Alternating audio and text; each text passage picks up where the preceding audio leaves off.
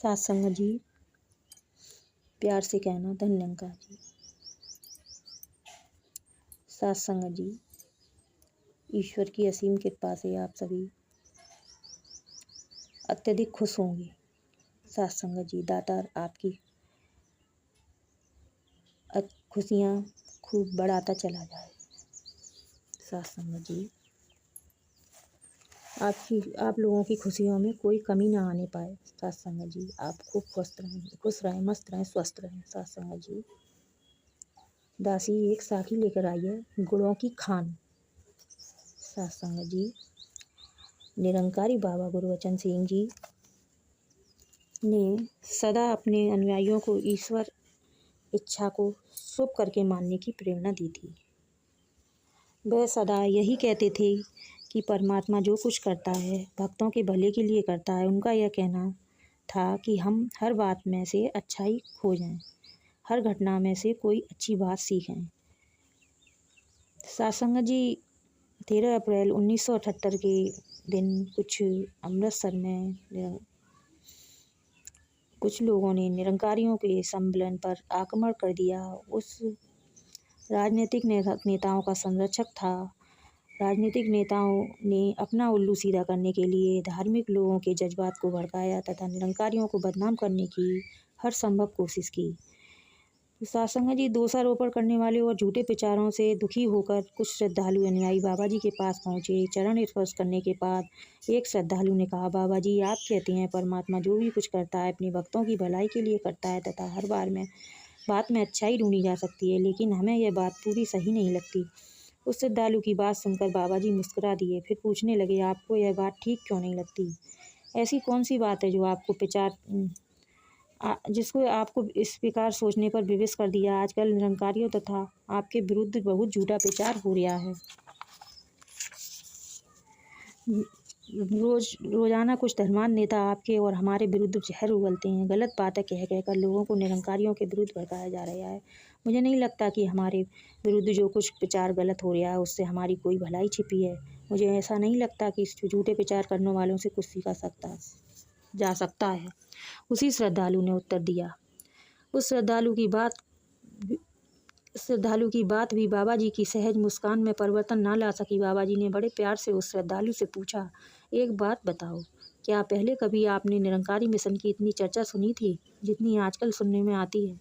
उस श्रद्धालु ने सहज भाव में उत्तर दिया, नहीं, पहले कभी निरंकारियों की इतनी चर्चा नहीं सुनी। क्या पहले कभी इतने लोगों ने हमारे बारे में विस्तार से जानने की कोई जिज्ञासा प्रकट की थी? बाबा जी ने पूछा। नहीं, पहले तो इन्हें गिने व्यक्ति ही अपने मिशन के बारे में जानकारी प्राप्त किया करते थे, लेकिन आजकल तो देश विदेश के ख्याति प्राप्त पत्रिकाओं द्वारा भी मिशन की जानकारी प्रसारित हो रही है। हजारों की संख्याओं में लोग व्यक्तिगत रूप से हम लोगों को मिलकर मिशन के बारे में जानकारी प्राप्त करते रहते हैं। श्रद्धालु ने उत्तर दिया। बाबा जी ने मुस्कुराते हुए बोले, इससे साफ जाहिर है कि मिशन का जितना प्रचार इन दिनों में हुआ उतना पहले कभी नहीं हुआ।